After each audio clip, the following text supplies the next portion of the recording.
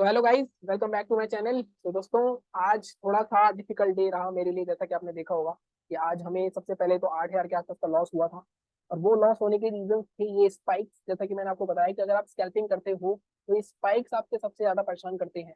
अगर आपका जिस साइड में ट्रेड लेना है उसके अपोजिट एक स्पाइक आ जाए 50 पॉइंट का, तो आई थिंक 2-3 बार अगर ऐसा हो गया तो आपका 8-10 हजार का लॉस आराम से हो जाता है। और आपको मेरी क्वांटिटी का पता है, मैंने क्वांटिटी अपनी बढ़ा दी है। अगर आप यहाँ पे भी देखोगे मेरी क्वांटिटी तो 700 क्वांटिटी 400 क्वांटिटी तक मैं चला जा रहा हूँ अब, क्योंकि कहीं ना कहीं मेरा प्लान था कि इस साल के एंड तक मुझे 500-700 क्वांटिटी में आना है। और मैं वहां तक आ गया हूँ, तो उस क्वांटिटी के हिसाब से अगर आप देखोगे तो ये लॉस इतना बड़ा नहीं है। लास्ट में मैंने जो ट्रेड लिया था उसमें 6,000 के आसपास का लॉस है। अच्छी बात क्या है? अच्छी बात ये है कि अभी भी हम प्रॉफिट में हैं इस महीने। अगर आप यहाँ पे देखो 1 दिसंबर से 12 दिसंबर तक अभी भी हम 6,000 के 5,500 के प्रॉफिट में है। लेकिन ये प्रॉफिट कल कुछ 13,000 के आसपास था, तो आज प्रॉफिट कम हुआ है हमारा, लेकिन प्रॉफिट का ही पैसा दिया हमने। लेकिन इसका मतलब ये भी नहीं है कि आपको बार बार प्रॉफिट के पैसे दे देने हैं, हमेशा प्रॉफिट के पैसे नहीं देने। तो कल का दिन काफी डिसाइसिव रहने वाला है। कल एक्सपायरी पे अगर 10-15 हजार रुपये बन जाते हैं हमारे तो वेल एंड गुड। अगर कल ये भी लॉस में कन्वर्ट हो जाता है या ये ब्रेक इवन हो जाता है तो हमें मैं थोड़ा सा 4-5 दिन का ब्रेक लूंगा। कहीं ना कहीं वॉल्यूम्स में भी कमी आने वाली है, क्योंकि दिसंबर चल रहा है। दिसंबर में सब जगह छुट्टियां होती है क्रिसमस की वजह से। तो वहां पे हो सकता है मार्केट में जो प्लेयर्स हैं वो इतने एक्टिव ना हो। और अभी जो हो रहा है, अभी जो वॉलिटिलिटी आ रही है वो किस वजह से आ रही है? वो क्योंकि फेड के रिजल्ट आने वाले हैं, तो उसके बाद एक न्यूज देखने को मिल सकता है हमें कल। अब कल शाम को आएगा शायद रिजल्ट मार्केट के बाद, तो हो सकता है कल मार्केट में उसका इफेक्ट लोगों को पहले से पता हो, तो पहले से ही पोजीशन कटनी शुरू हो जाए। तो कल की एक एक्सपायरी अच्छी खासी रह सकती है नीचे की साइड, क्योंकि मार्केट नीचे की तरफ बंद हुआ है। लेकिन अगेन, जैसा कि हम बोलते हैं कि हमारे मार्केट बंद होने के बाद एग्जैक्ट निफ्टी हमें ऊपर दिखाता है, लेकिन अगले दिन मार्केट उस हिसाब से नहीं खुल रहा है। अगर आज की बात करें हम, आज भी हमने सोचा था मार्केट में बड़ा गैप अप होगा, लेकिन इतना बड़ा गैप अप हमें नहीं मिला। अब ये जो दिन होते हैं ना, ये दिन आपकी साइकोलॉजी इंपैक्ट करते हैं। आपको ऐसे दिनों पे बिल्कुल भी ये नहीं सोचना चाहिए कि मार्केट में आज हमारा आखिरी दिन था मार्केट में, अब हम कल लॉस नहीं करेंगे। इसका अगर इम्पैक्ट आप अगले दिन लेके जाओगे तो आप सबसे ज्यादा फंसोगे। अगले दिन भी एक्सपायरी पे हो सकता है आपका इससे बड़ा लॉस हो जाए। हो सकता है मेरा भी कल इससे बड़ा लॉस हो जाए, क्योंकि कल का किसी को पता नहीं होता। लेकिन हम थोड़ा कॉशियस रहेंगे। और एक और होता है फायदा अपनी रिस्क लिमिट डिसाइड करने का। अगर देखो मेरी 4,000 की रिस्क लिमिट है, अगर 4,000 की रिस्क लिमिट में रखता है यहाँ पे, तो कहीं ना कहीं मैं 4,000 के लॉस को कट कर देता। लेकिन अगर हम कोशिश करते हैं मार्केट से फायर फाइट करने की, तो मार्केट हमेशा आपको पेनलाइज करता है। वही चीज आज मेरे साथ हुई है। हालांकि इतना पेनलाइज नहीं करने दिया मैंने। कहीं ना कहीं 6,000 का लॉस, 700-800, अगर आप 400 क्वांटिटी 300 क्वांटिटी में ट्रेड ले रहे हो, तो अगर आपके दो स्टॉप लॉस हिट हो गए 15-15 पॉइंट के, तो आपका 7,000 का लॉस तो वैसे ही दिख जाएगा। उसके हिसाब से मेरे हिसाब से लॉस थोड़ा सा मैनेजेबल ही है, ये इतना बड़ा नहीं है। अच्छी बात यह है कि अभी हम लॉस में नहीं आए हैं, तो इस वजह से ये भी अच्छी बात है। जीरोधा में मैंने आज कोई ट्रेड नहीं किया, अगर आप यहाँ पे देखोगे तो जीरोधा में आज भी कोई ट्रेड नहीं किया। जीरोधा मैंने अभी अपना अकाउंट ऐसे ही छोड़ा हुआ है, अभी मैं स्टॉक में ट्रेड कर रहा हूँ। यहाँ पे ट्रेड करने का फायदा क्या है कि यहाँ पे फंड मैंने ज्यादा डाले हुए हैं, यहाँ पे मैं क्वांटिटी अपनी मैनेज कर सकता हूँ। वहाँ पे फंड इतने नहीं है, और अगर फंड ज्यादा नहीं होते और आपको बड़ी क्वांटिटी से ट्रेड करने का तरीका आता है, तो आप वहाँ पे भी पूरे फंड उड़ा देते हो। जैसा कि आपने देखा मैंने लास्ट एक्सपायरी पे जीरोधा में जो हुआ मेरे साथ। ठीक है, अब हम आगे की बात करते हैं। आगे क्या हो सकता है अगर आज भी आपने ट्रेड किया होगा मेरे लेवल के हिसाब से, तो अब कैसे ट्रेड करना है वो मैंने आपको बताया हुआ है। अब हमारे बैंक निफ्टी की बात करते हैं सबसे पहले, थोड़ा सा साइड करते हैं।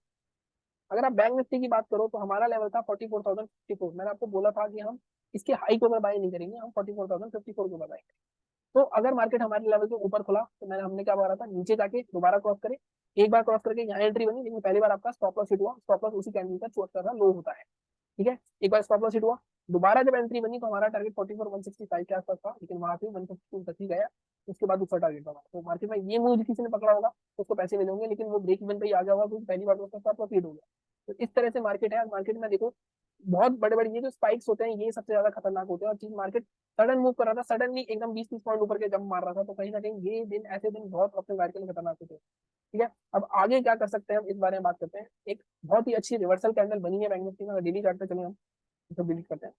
बहुत अच्छी एक रिवर्सल कैंडल बनी है काफी टाइम बाद, अगर आप ध्यान से देखो। यहाँ पे अगर हम देखते हैं तो एक हमें दिख रहा है कि मार्केट में मोमेंटम ही नहीं है, साथ में एक बहुत ही अच्छी एक डोजी बनी हुई है। तो कहीं ना कहीं मार्केट रैली करता आ रहा है। मार्केट का लास्ट ब्रेकआउट जोन क्या है? लास्ट ब्रेकआउट जोन मार्केट का ये है। मार्केट ने इसे रीटेस्ट करा, यहाँ से फिर से ऊपर आया, तो क्या मार्केट ने 2 दिन यहाँ पे कंसोलिडेट करा, तो मार्केट क्या अब यहाँ तक दोबारा आ सकता है? मुझे ऐसा लगता है मार्केट यहाँ 43,800 से दोबारा आ सकता है दोबारा से। तो इस केस में आपको क्या करना है? इस केस में आपको सिर्फ अपना हाई लो मार्क कर लेना है। आज का हाई क्या है? आज का हाई 44,151। आज का लो क्या है? आज के लो की बात करोगे आप 43,987। ठीक है, अभी हमने लेवल नहीं निकाले, अभी हमने ये करा। अगर मार्केट यहाँ से निकलता है, मार्केट का टारगेट क्या रह सकता है? टारगेट यहाँ तक का रह सकता है। हमने अभी ये चीजें मार्क करी है। अब 15 मिनट के चार्ट पे चल के देखना पड़ेगा हमें कि क्या ये लेवल सिंक कर रहे हैं दूसरे लेवल से। तो अब इसको हम थोड़ा सा साइड करते हैं। अब यहाँ मैं रहा था रेंज की बात करूँ तो 44,000 से 44,000, 150 पॉइंट की रेंज में बैंक निफ्टी घूम रहा था सिर्फ।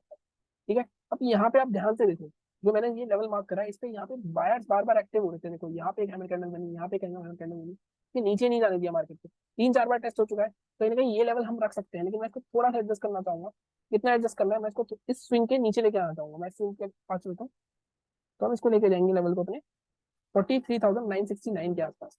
तो 43,960 के नीचे हम ट्रेड कर सकते हैं। फर्स्ट टारगेट आपका सीधा सीधा 855 तक करेगा, और 855 का मैंने आपको बताया था वो लेवल है हमारा, जो मैंने ब्रेकआउट लेवल दिखाया था डेली चार्ट पे। तो अगर एक्सपायरी पे आपको ये 110 पॉइंट भी मिल गए तो बहुत अच्छे पैसे कमा सकते हो आप। 20-30 पॉइंट ही चाहिए होते हैं मेरे को, जिस तरह का मेरा स्टाइल है आपको पता है, लेकिन इस तरह की मार्केट में वो मिलने भी मुश्किल हो रहे हैं। प्रॉब्लम ये भी हो रही है कि आपको जब आपकी तरफ मूव आ रहा है तो 10-12 पॉइंट ही मिल रहे हैं, लेकिन जब आपकी अपोजिट जा रहा है तो स्टॉप लॉस बार बार हिट हो रहा है और टारगेट बाद में आ रहे हैं। तो इस वजह से भी मार्केट में काफी दिक्कत हो रही है।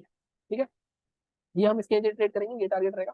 इसके नीचे भी जाता है मार्केट में लेवल्स में, लंबे वालों बैठने वालों के लिए भी देता हूँ। तो आप दूसरा टारगेट अपना क्या ले सकते हो, दूसरा टारगेट आपका ये वाला जोन रह सकता है 43,772। यहाँ तक मार्केट आ सकता है, हो सकता है कल मॉर्निंग में ही आ जाए मार्केट, क्योंकि नीचे के लेवल पर ही बंद हुआ है। अगर मार्केट मान लो कहीं फ्लैट ओपन होकर नीचे आता है तो इमीडिएटली ट्रेड कर सकते हो आप। अगर मार्केट में बाइंग करनी है तो बाइंग के लिए मतलब दो चीजें होती है यहाँ पे, जब मार्केट में एक लेवल से मार्केट गिरता है, यहाँ पे मार्केट या तो दोबारा सेलर्स आएंगे, ये यहाँ से ब्रेकआउट करके ऊपर जाएगा। तो सीधी सी बात है, अब यहाँ पे आपको दो चीज होता है, मार्केट फ्लैट ओपन होकर मान लो 44,032 के ऊपर यहाँ से ऊपर जाता है डायरेक्टली, तो अब यहाँ पे प्रॉफिट में बाय नहीं कर सकते क्योंकि ऑलरेडी नीचे से बायर्स आ रहे हैं। लेकिन अगर मार्केट यहाँ पे जाके थोड़ा कंसोलिडेट करके ब्रेक करेगा तो आप बाय कर सकते हो। मार्केट यहाँ जाके एक शूटिंग स्टार टाइप की कैंडल बनाने इस टाइप की, उसके लोग के नीचे आप शॉर्ट भी कर सकते हो, इसका स्टॉप लगा के, और आपको अच्छा खासा रेट मिल सकता है। तो यहाँ पे आपका डिसाइसिव जोन होता है। ठीक है, अगर मार्केट ने मान लो यहाँ कहीं ऊपर होता है, थोड़ा कंसोलिडेट करके ब्रेकआउट कर देता है, तो उसके हाई के ऊपर आप बाय कर सकते हो। टारगेट क्या रहेंगे आपके 44,159 के ऊपर। ऊपर कोई टारगेट नहीं है, 125 पॉइंट के ब्लॉक का मैं आपको सिस्टम बताता हूँ।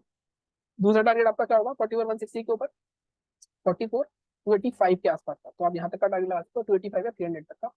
अब इसके ऊपर भी निकलता है, वैसे तो बैंक निफ्टी मूव भी 150 पॉइंट कर रहा है आजकल, फिर भी इसके ऊपर निकलता है। तो अगला टारगेट आपका 44,400 के आसपास तक का रहेगा, 400 या 450 तक के आसपास का। उससे ज्यादा मुझे नहीं लगता बैंक निफ्टी कल जाना चाहिए। बाकी न्यूज आ गई तो कुछ नहीं पता, लेकिन जिस तरह का मोमेंटम चल रहा है मार्केट में, दिसंबर का महीना है, मोमेंटम भी कम आ रहा है, तो थोड़ा सा ध्यान से ट्रेड करना पड़ेगा। गैप अप गैप डाउन की बात मैं फिर से आज नहीं करूंगा। अगर market gap up gap down हो गया, हमारे लेवल्स आएंगे तो ठीक है, हालांकि मैंने एक तरीका बताया हुआ है गैप अप गैप डाउन में आपको। गैप अप अगर कहीं होता है तो फर्स्ट स्विंग जहाँ पे भी दिखता है आपको आइडेंटिफाइबल होना चाहिए, उसके ब्रेकआउट पे या ब्रेकडाउन पे आप ट्रेड कर सकते हो। जैसे मैं आज का केस लेता हूँ आपको, अगर आप आज देखोगे तो आज हमारा फर्स्ट स्विंग क्या था, अगर आप यहाँ पे ध्यान से देखो मैंने क्या बोला, फर्स्ट स्विंग के ब्रेकआउट पे आप देखो जो आइडेंटिफाइबल हो। अगर नीचे आया ऊपर गया फिर नीचे आया, तो फर्स्ट स्विंग आपका ये वाला आइडेंटिफाइबल, अब इसके ऊपर बाय कर सकते हो। ठीक है, इसके क्लोजिंग के ऊपर, तो ये आपको ट्रेड मिल सकता है, लेकिन वही है कि कितना जाएगा कितना नहीं वो आपको देखना पड़ेगा, कहाँ से आ रहा है नीचे से। ठीक है, तो ये स्ट्रेटेजी अपनाया करो जब भी गैप अप गैप डाउन हो, बड़ा गैप डाउन हो तो भी फर्स्ट स्विंग देखो हमेशा। ठीक है, ये बात हो गई मेरी बैंक निफ्टी की। अब बात करते हैं निफ्टी में। एक और रीजन है लोगों के लॉस करने का, मुझे पता है काफी लॉस हो रहे होंगे लोगों को, लेकिन सब लोग दिखाएंगे नहीं। कुछ लोग सिर्फ प्रॉफिट वाले दिन आएंगे आपको दिखाने के लिए, लेकिन कहीं ना कहीं मार्केट बहुत डिफिकल्ट है। अगर कोई कह रहा है मार्केट इजी है तो इतनी इजी नहीं है। इजी है तो ऑप्शन सेलर्स के लिए इजी है सिर्फ मार्केट, ऊपर नीचे की वो सेल को कॉल या पुट सेल करके बैठ सकते हैं और अच्छे खासे टीके खा रहे हैं। ठीक है, निफ्टी की बात करते हैं रिव्यू की सबसे पहले। 18,618 के ऊपर हमें सेल करना था, क्लियरली बात करी थी हमने, 18,660 का रेसिस्टेंस है।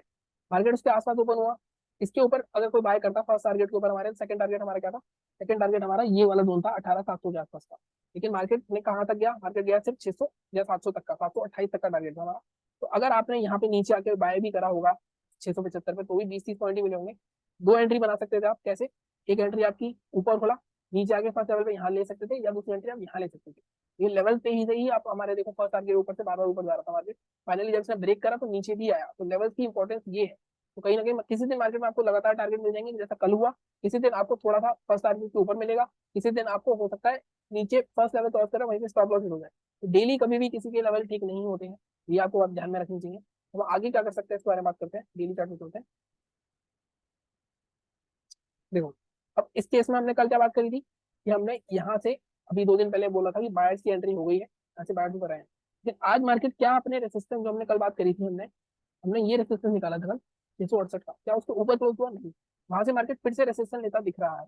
और अगर आप ध्यान से इसको थोड़ा सा बड़े टाइम पे देखो तो आप देखोगे यहाँ से एक आपको एम टाइप का पैटर्न बनता दिख रहा है। अगर मार्केट नीचे आता है ऐसे तो इस तरह आ सकता है, या फिर मार्केट यहाँ से ऊपर जा सकता है।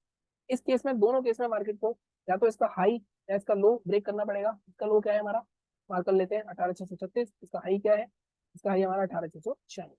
ठीक है, ये हमारी एक एक डिस्कशन हो गई, इनिशियल हमारा डेली चार्ट पे ऑब्जर्वेंस होगी। 15 मिनट के चार्ट पे चलते हैं।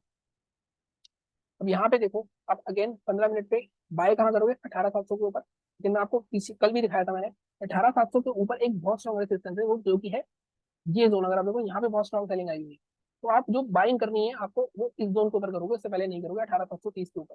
अब एक चीज और मैं बताता हूँ, 18,730 अगर मार्केट 643 से या 18,730 तक जाता है, तो आप यहाँ पे सेलिंग के लिए सोचोगे, बाइंग के लिए नहीं सोचोगे।